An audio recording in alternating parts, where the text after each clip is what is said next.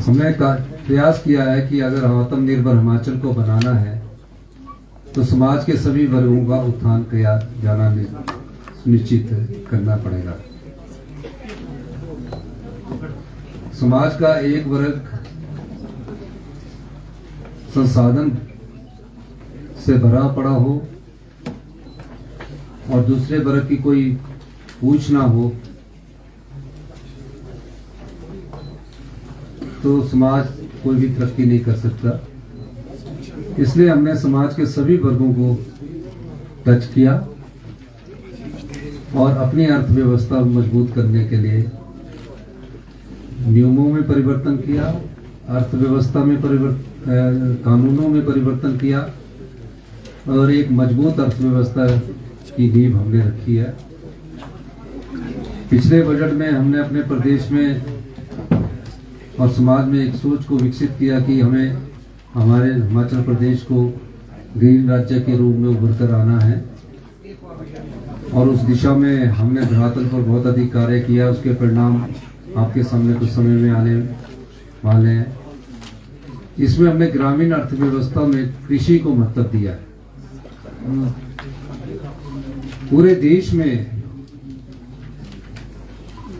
जिस एमएसपी के लिए आज किसान सड़कों में दिल्ली में बैठे हैं, हमने अपने प्राकृतिक सौंदर्य और जलवायु को समझा और प्रयास किया कि हमें अपने जलवायु और स्वच्छ वातावरण के अनुसार खेती को बढ़ावा देना चाहिए। इस दृष्टि से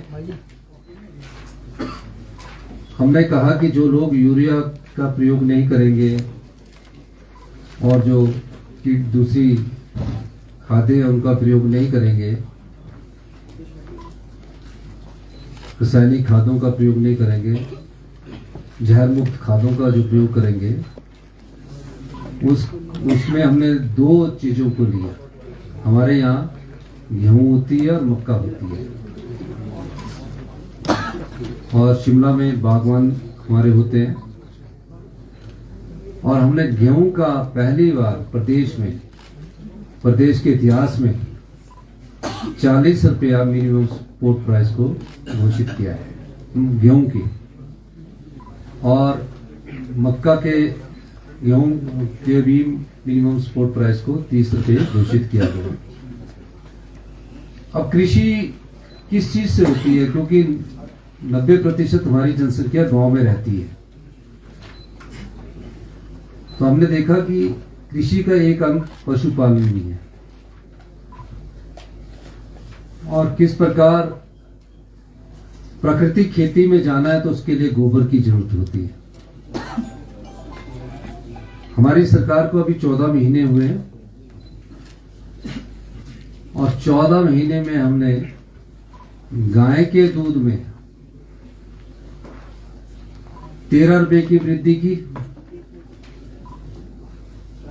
32 रुपए से बढ़ाकर इसी वर्ष हमने उसको, जो हम गाय का दूध होगा उसको 45 रुपए खरीदेंगे। मिनिमम सपोर्ट प्राइस गाय का दूध का 45 रुपए प्रति केजी कर दिया है और भैंस के दूध में हमने 23 रुपए की वृद्धि की और 55 रुपए मिनिमम सपोर्ट प्राइस कर दिया है। हमने ये पैसा जो हम दुग्ध उत्पादक और किसान को दे रहे हैं, अपनी एक्साइज पॉलिसी में परिवर्तन किया। वो एक्साइज पॉलिसी थी कि जब हमारी शराब के ठेकों की नीलामी होती थी, शराब के ठेकों की नीलामी से हमें रिन्यू कर दिया जाता था। एक समय के लिए तो रिन्यू ठीक होता है, लेकिन कंटिन्यूटी में 3-4 साल के लिए रिन्यू कर दिया गया और उससे आय कम होती थी। हमने उसको ऑक्शन किया, जो रिन्यू करके 130-40 करोड़ रुपए की आय होती थी, जब हमने ऑक्शन किया तो 40% की उसमें वृद्धि दर्ज की गई और 140 करोड़ से वो 359 करोड़ रुपया हो गया, 359 करोड़ रुपया हो गई। और हमने हमने देखा कि हमने उस पर 10 रुपए का मिल्क सेस लगाया। पिछली सरकारें कभी हिम्मत नहीं कर पाई कि कोई सेस लगाया जाए, कोई वो लगाया जाए, पर हमने किसान और दुग्ध उत्पादक के लिए सेस लगाया और हमें अनुमानित है कि 116 करोड़ रुपया हमें 31 मार्च तक मिल जाएगा, जिसमें से 85 करोड़ रुपया आ चुका है। अब ये पैसा उनका है और इस तरह हम कृषि आधारित ग्रामीण अर्थव्यवस्था को मजबूत करने के लिए आगे बढ़ेंगे। दूसरा, इसका परिणाम अभी हम इसको लागू 1 मार्च 2024 से ही कर रहे हैं। फिर ग्रामीण अर्थव्यवस्था कैसे आगे बढ़े, हमने पूरा स्टडी किया, पूरा अध्ययन किया। हम 14 लाख घंटे 14 लाख घंटे मनरेगा के तहत हमारे यहाँ लोग काम करते हैं, मनरेगा की मजदूरी करते हैं। 100 दिन का रोजगार प्राप्त होता है, घंटों में वो पूरा करें।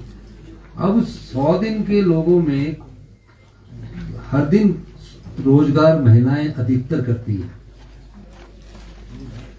पूरे प्रदेश में मनरेगा का जो बजट भारत सरकार से आता है, उस पर हम टॉप अप पिछले साल हमने 16 रुपए का दिया। मैंने सोचा कि अगर अर्थव्यवस्था को हम सीधे और तेजी से आगे बढ़ना है और 2027 तक हिमाचल को आत्मनिर्भर बनाना है और 2032 तक हिंदुस्तान का सबसे समृद्धशाली और अमीर राज्य बनाना है, तो हमें इस पर जरूर फोकस करना पड़ेगा। और पहली बार 60 रुपए की बढ़ोतरी कर दी गई। 60 रुपीज की बढ़ोतरी कभी नहीं हुई। अब गांव के जो मजदूर हैं, किसान हैं, उनको इसका बेनिफिट मिलना शुरू हो जाएगा। जब उनके हाथ में पैसा आएगा, उनकी क्रय शक्ति बढ़ेगी, तो वो अपने जीवन यापन को भी अच्छे से जी सकते हैं, जीवन यापन अच्छे से कर सकते हैं। 250 लाख मंडीज है, 250 लाख मंडी। फिर हमने ये पाया कि पिछली बार हमने चिल्ड्रन ऑफ द स्टेट, जो अनाथ बच्चे थे, समाज का एक वर्ग था, मेरे पास कभी नहीं आया कि हमारे को ये दे दीजिए, लेकिन एक रिस्पॉन्सिव गवर्नमेंट की ये ड्यूटी होती है कि समाज का कोई भी अंतिम व्यक्ति उससे, जो समाज की कल्याणकारी योजनाएं है, उससे पीछे ना रहे। पहली बार ऐसा हो रहा है कि जो विधवा महिला है, जिसकी आय की इनकम 2.5 लाख रुपए प्रति वर्ष है, नहीं तो क्या होता है 1 लाख रुपया, 2.5 लाख रुपया, 2.5 लाख से कम है, उनके बच्चे तकरीबन लगभग 1 लाख के करीब विधवा महिलाएं हैं। उनके बच्चों को पूरी तरह निःशुल्क शिक्षा सरकार द्वारा उपलब्ध करवाई जाएगी। मकसद क्या है कि समाज की एक ऐसी वुमेन ऑफ द स्टेट कह सकते हैं हमने, जिनको समाज के का लाभ मिलना चाहिए, जो हमारी वेलफेयर योजना है उसका लाभ मिलना चाहिए। उस दृष्टि से हमने पाया कि इनके बच्चों को पढ़ाई के लिए, चाहे आईआईटी में जाए, आईआईएम में जाए, पॉलिटेक्निकल करे, नर्सिंग करे, सब जगह करे, चाहे कॉलेज में पढ़े या किसी भी संस्थान में जाए, उसकी सारी पढ़ाई का खर्चा सरकार के द्वारा उपलब्ध करवाया जाएगा। और जो गरीब मजदूर महिलाएं हैं, किसी कारणवश अपने पति को खो चुकी हैं, उनके बच्चे हैं और उनकी दयनीय स्थिति ठीक नहीं है, उनके घर में रहने लायक स्थिति भी नहीं है। कई घर ऐसे हमने गांव में देखे हैं जहाँ रहने लायक स्थिति नहीं होती है। उनके लिए भी हमने आय सीमा 2.5 लाख तय की और 3 लाख रुपए की सहायता राशि उन्हें उपलब्ध करवाई जाएगी मकान बनाने के लिए। उसी तरह एकल नारी है, उनको भी 3 लाख रुपए की सहायता राशि उपलब्ध करवाई जाएगी। तो ये जो हमारी माताएं बहनें हैं, जो जिनके पति किसी न किसी कारणवश, चाहे दुर्घटना या किसी कारणवश उनको छोड़ के चले गए, इस दृष्टिकोण को, सामाजिक दृष्टिकोण को हमने अपनाया। हम लोग राजनीतिक जीवन में होते हैं, सब प्रकार की पीड़ा और दर्द समझना हमारा दायित्व होता है। अब युवा खेलने जाते हैं, जोनल टूर्नामेंट होता है, हमारे मंत्री लोग जाते हैं, हमारे मिनिस्टर लोग जाते हैं, तो 50 रुपए दिहाड़ी, 120 रुपए दिहाड़ी, या इतनी दिहाड़ी मिलती थी। हमने उस दर्द को समझा और हमने एक नई खेल नीति लाने का हमने प्रयास किया है। और जो घोषणाएं हमने आज स्पोर्ट्स मैन के लिए की है वो अप्रत्याशित है। और जो हमारी कबड्डी की बेटियां एशियन गेम्स में गई थी, उनको भी आने वाले समय में इस योजना का लाभ मिलेगा। हमने कई प्रकार से परिवर्तन किए। हमने देखा कि जो बेचारे, कई मेरे पास माताएं आती रही, अपने बच्चों को लेके आती रही, दिव्यांगजन थे, उनके पास कोई हिमाचल प्रदेश में 75 साल में कोई भी ऐसा संस्थान नहीं है कि जहां वो उच्च शिक्षा प्राप्त कर सके। मैं सामाजिक सरोकार से संबंधित आपसे बात कर रहा हूं। फिर हमने निर्णय लिया कि जितने भी दिव्यांग हैं, जिस प्रकार की भी एजुकेशन है, उनको बेस्ट क्वालिटी की एजुकेशन हम देंगे और उसका एक केंद्र हम कंडाघाट में स्थापित करेंगे।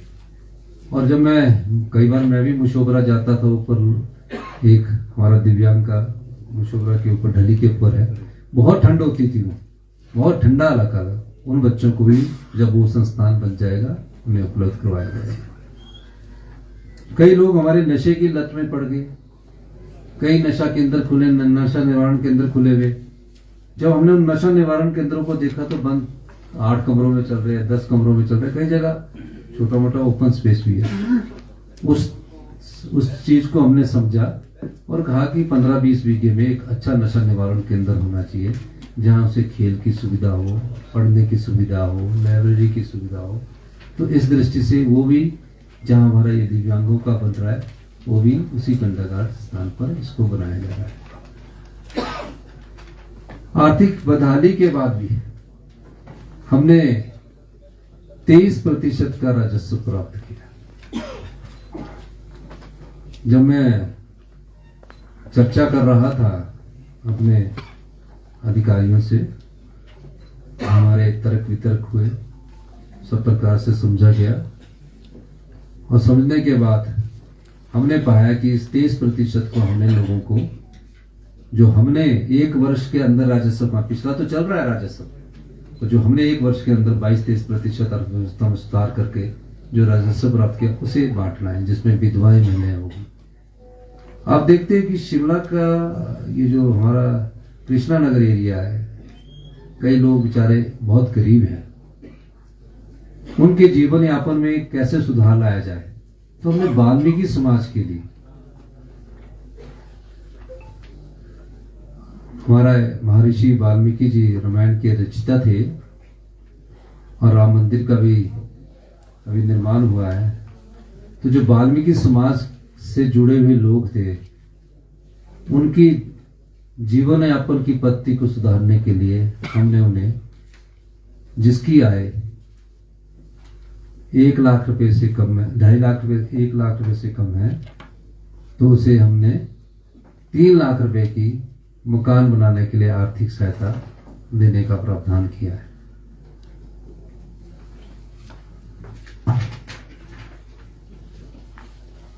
हमारा प्रयास है कि हम आत्मनिर्भर हिमाचल का निर्माण करें। कुछ बिंदुओं को हमने चुना, उसमें आत्मनिर्भर हिमाचल, समृद्ध किसान हिमाचल, हरित और स्वच्छ हिमाचल, बिजली राज्य हिमाचल, पर्यटन राज्य हिमाचल, कुशल और दक्ष हिमाचल, स्वस्थ एवं शिक्षित हिमाचल, निवेशक मित्र हिमाचल, नशा मुक्त हिमाचल, अवैध खनन मुक्त हिमाचल, समृद्ध और संपन्न हिमाचल। इसी परिकल्पना को ध्यान में रखकर हमने इस बजट की स्वरूप को तैयार किया है और आने वाले आप समय में देखेंगे, क्योंकि पहले तो एक सोच को समाज के बीच में डालना पड़ता है। हमने जब इलेक्ट्रिकल टैक्सी की घोषणा की थी तो कई लोग इलेक्ट्रिकल टैक्सी के बारे में बात में नहीं करते थे, और मैंने उस दिन से इलेक्ट्रिकल टैक्सी में आना शुरू किया और मैं शिमला में इलेक्ट्रिकल ही टैक्सी में जाता हूँ आता हूँ, आपने देखा होगा। आज हमने जब उसके टेंडर निकाला कि टैक्सी के लिए अप्लाई करें तो 1300 लोगों ने उसमें एप्लीकेशन फाइल की।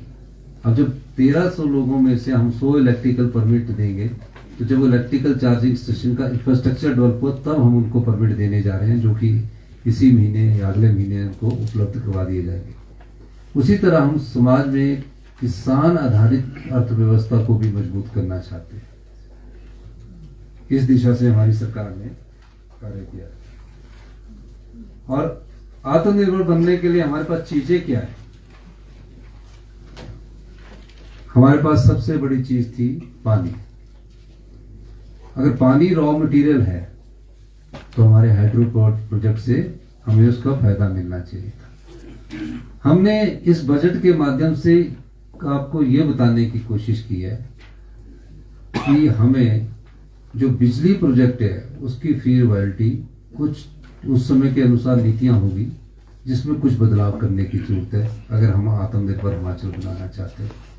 लेकिन दूसरी तरफ हमें सोलर की तरफ भी जाना पड़ेगा और 3 महीने में हिमाचल प्रदेश का सबसे बड़ा सोलर पावर प्रोजेक्ट 32 मेगावाट का, जिसका कि शिलान्यास मैंने दिसंबर में किया, 31 मार्च को पूरा होने जा रहा है। अब हमने पूरा जब इकोनॉमिक को कैलकुलेट किया कि हमारे जो लोग हैं वो हम बिजली सरप्लस राज्य के रूप में तो घोषित हो गए, लेकिन अक्टूबर से मार्च में आपको पता होगा कि हम 7 रुपए पर यूनिट बिजली खरीदते हैं, 7 रुपए पर यूनिट। हमने हमारे अधिकारियों ने इस पर चर्चा की और कहा कि सोलर पर हमें जाना चाहिए ताकि दिन के समय हम जो बिजली की पूर्ति है उसको कर सकें। इस वर्ष के अंत तक 200 मेगावाट के सोलर पावर प्रोजेक्ट लग गए पूर्ण हो जाएंगे और इकोनॉमिकली भी हमारे को बिजली बोर्ड को भी इससे मजबूती मिलेगी। हम थोड़ी गति को और तेज गति से करना चाहते हैं, लेकिन कुछ अड़चने हैं। भविष्य में और बड़े बदलाव की जरूरत है आत्मनिर्भर हिमाचल प्रदेश के लिए। सभी सरकारी कर्मचारी, अधिकारी, प्रेस के बंधु, युवा, सबकी समस्याओं डिफरेंट प्रकार की है, पर हम उसको समझते हैं और उसको दूर करने की हम कोशिश कर रहे हैं। हमने एक चीज कही है कि हमें जो भारत सरकार से लेने हैं, अगर वो पैसा ही हमें अपने मिल जाए तो जो हमारे लोन का कर्जा हिमाचल के प्रदेशवासियों पर चढ़ा हुआ है, प्रत्येक व्यक्ति पर 1,02,000 रुपए का कर्जा 75 लाख की जनसंख्या पर चढ़ा हुआ है, तो उस 22,000 करोड़ रुपए अगर हमें वो मिलता है, जिसमें कि हमें भारतीय जनता पार्टी का सहयोग चाहिए और भारतीय जनता पार्टी के अगर नेता चाहेंगे तो मैं कह सकता हूं कि एकदम ये पैसा हमें मिल सकता है, जिसमें सरकारी कर्मचारियों का एनपीएस का है, हमारा पीडीएनए का 9,000 करोड़ रुपया है, हमारा बीबीएमबी का 4,500 आंकड़े इसके लगभग हो सकते हैं रुपया है। ये सब चीजें अगर हमें मिल जाती समय के अनुसार तो हमारी अर्थव्यवस्था और मजबूत होती। शिक्षा के स्तर में भी हम महत्वपूर्ण बदलाव करने जा रहे हैं। पहली बार 40 वर्षों में शिक्षा नीति में व्यापक सुधार हम कर रहे हैं। उसके बारे में हमने पूरा ये जो बजट था पूरा डिटेल में इसलिए दिया कि आने वाले समय में हम इस दिशा में अगले 4 साल तक बढ़ते रहेंगे। ये 1 साल के लिए नहीं है, इसकी कल्पना हमें आगे बढ़ते रहेंगे। और जो हमने गारंटियां पूरी की है, पहली गारंटी हम लाहौल स्पीति डिस्ट्रिक्ट से 25 तारीख को पूरा करने जा रहे हैं। उसके बाद जैसे जैसे हमारे संसाधन बढ़ेंगे, हमारी आर्थिकी मजबूत होगी, पूरे प्रदेश में जो हमने वादा किया है उसको पूरा करेंगे। हमारी सरकार पारदर्शिता में विश्वास रखती है, ट्रांसपेरेंसी में बहुत विश्वास रखती है, मॉरलिटी में विश्वास रखती है, ऑनेस्टी में विश्वास करती है। 14 महीने के एक कार्यकाल में एक भी मंत्रिमंडल के सदस्य, एक भी किसी हमारे नेता पर कोई भ्रष्टाचार के आरोप नहीं लगे। ये बात मैं इसलिए कह रहा हूं कि हमारी सरकार ने अगर ट्रांसपेरेंसी की है तभी हम आगे बढ़े। मैं किसी पर और पर टिप्पणी नहीं करना चाहता, लेकिन प्रदेश की अर्थव्यवस्था को मजबूत करने के लिए कड़े से कड़े फैसले लेने से भी हम पीछे नहीं हटेंगे, क्योंकि प्रदेश के हितकारी सरकार वही होती है जो प्रदेश के युवाओं का भविष्य सुरक्षित करे, प्रदेश की महिलाओं का सम्मान करे, किसान को उसकी फसल का उचित मूल्य मिले, मजदूर को उचित दिहाड़ी मिले। ये सब चीजें आत्मनिर्भर हिमाचल की ओर इंगित करता है। हम सब लोग मंत्रिमंडल के सदस्य दिन रात मेहनत करते हैं, नई योजनाएं लाते हैं, नई सोच को विकसित करते हैं, फिर आपके सामने ये प्रस्तुत करते हैं। बाकी तो आपने सारा बजट सुन लिया है, सारे बजट की काफी आपको उपलब्धि भी हो जाएगी। अच्छा, जो आवारा पशु थे, अब कईयों ने गौ सदन खोले हैं। हमने कहा आपका गौ सदन है, हमारे पास मिले। जब हमारी मिलक की मीटिंग हुई, उन्होंने कहा कि 700 रुपये से हमारा गुजारा नहीं होता, उसको बढ़ाकर हमने 1200 रुपया कर दिया है। और जो हमारे जो कांगड़ा, हमीरपुर, बिलासपुर, ऊना में जो फसल उगाते हैं, तो कई आवारा पशु जो होते हैं वो रात को क्या करते हैं कि जिसने कणक उगाई उसको पूरा खा जाते हैं, और सवेरे किसान देखता कि वो पूरे का पूरा खेत साफ है, और इनके झुंड के झुंड आते हैं। छोड़े हम ही लोगों ने, झुंड के झुंड आते हैं। उस चीज के लिए हमने नुकीली और जालीदार तार के प्रबंध कर दिया है, ताकि किसान को आर्थिकी और मजबूत हो। तो किसान के प्रति हमने एक सोच को विकसित करने के उद्देश्य से भी काफी हम काम कर रहे हैं। एग्रीकल्चर सेक्टर मजबूत हुआ, इसलिए राजीव गांधी कृषि स्टार्टअप योजना का हमने शुभारंभ किया। प्रत्येक पंचायत से 10 लोग जो प्राकृतिक खेती करेंगे उनको सब प्रकार की सुविधाएं भी मिलेगी। उसके खेत में हमारा एग्रीकल्चर ऑफिस भी जाएगा और प्राकृतिक खेती के बारे में उसको जानकारी देगा। जब उसकी पैदावार होगी वो 40 रुपए प्रति किलो के हिसाब से गेहूं भी खिलेगा, 30 रुपए प्रति किलो के हिसाब से वो मक्की भी खिलेगा। और ये धरातल में आने वाले आपको अगली फसल, क्योंकि अभी जो हमारी फसल है ना गेहूं की, वो तो भी मेरे ख्याल कटनी है, उसके बाद स्मार्ट क्लासेस बनेगी। पहली बार हमारे हिमाचल प्रदेश के गवर्नमेंट स्कूलों के 200 टीचरों को हम बाहर भेज रहे। शिक्षा में हमारा जो स्तर जिस तरह से गिरा, उस शिक्षा के स्तर में हमने महत्वपूर्ण बदलाव किया। सड़कों में नई टेक्नोलॉजी को हम बढ़ावा दे रहे हैं। आने वाले समय में देखेंगे सड़कों में नई टेक्नोलॉजी आ रही है, उसको बढ़ावा दे रहे। सभी जो भी जितने भी विभाग है उसमें महत्वपूर्ण परिवर्तन किए जा रहे हैं। माइनिंग पॉलिसी हमारी आ रही कि माइनिंग को हमने कैसे बढ़ाना है, कैसे आगे बढ़ना है। हमारी सारी प्रकार से हिमाचल के दृष्टिकोण को देखते हुए हमने बड़े महत्वपूर्ण बदलाव किया है। अगर कोई आपसे कोई सवाल पूछना चाहता था, एक मिनट। हाँ जी, 23% एडिशनल रेवेन्यू कहाँ से आया? ये तो आपको बजट में बताया ही है कि 130 करोड़ रुपया हर महीने रिन्यूअल और ठेके होते थे, इस वक्त 358 है। हमारे और रिसोर्सेज बढ़े, बैट बढ़ा, हमारा एक्सेस बढ़ा, 6 रुपये जो इन्होंने घटाए थे उससे आया, कई चीजें हैं उसमें पूरा है दिया हुआ। जब आपने सत्ता संभाली थी तो कहा था कि हिमाचल की स्थिति श्रीलंका जैसी है, अब कितना परिवर्तन महसूस करते हैं आप? देखिए,